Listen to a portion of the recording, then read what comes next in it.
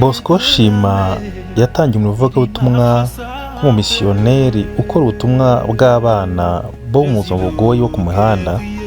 Ni umuririmbyi w'indirimbo zihimbaza Imana mu ndimi zitandukanye. Yigisha abana kumenya Kristo hakiri kare, kandi inshingano ye ni ukubwira ubutumwa bwiza bwa Yesu Kristo abana bari mu buzima bugoye, cyane cyane abana ku mihanda. Yatangiye ubutumwa bwe mu 2017 mu Rwanda, ndetse yagiye agira ingendo zitandukanye akora umurimo w'ivugabutumwa n'izindi nshingano zitandukanye. Rero mu ivugabutumwa ryagutse yagiye akomeza gukora ku mbuga nkoranyambaga mu bajene ndetse n'urubyiruko muri rusange. Yakomeje kwagura umurimo, akomeza imbaraga z'abana bato. Bamwe bakomeje kwiga amashuri yabo, abandi barayashoje bari mu kazi bitandukanye.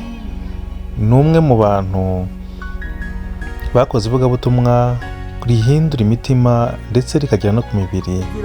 Rero ahora afite umutima wo kwifuza ko buri umwe wese yamenya Kristo akamwizera, kandi ibyo asengera ni ukubona abana bafite ubuzima bugoye bavuye mu miryango itandukanye bamenya Kristo umwami n'umukiza, bakamwizera, bikabahindurira ubuzima.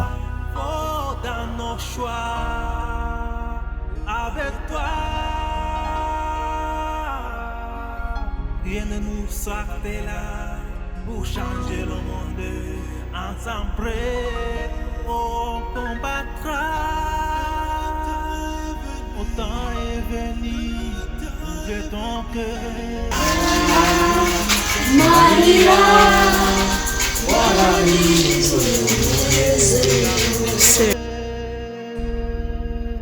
Son amour est plus fort que toutes tes douleurs.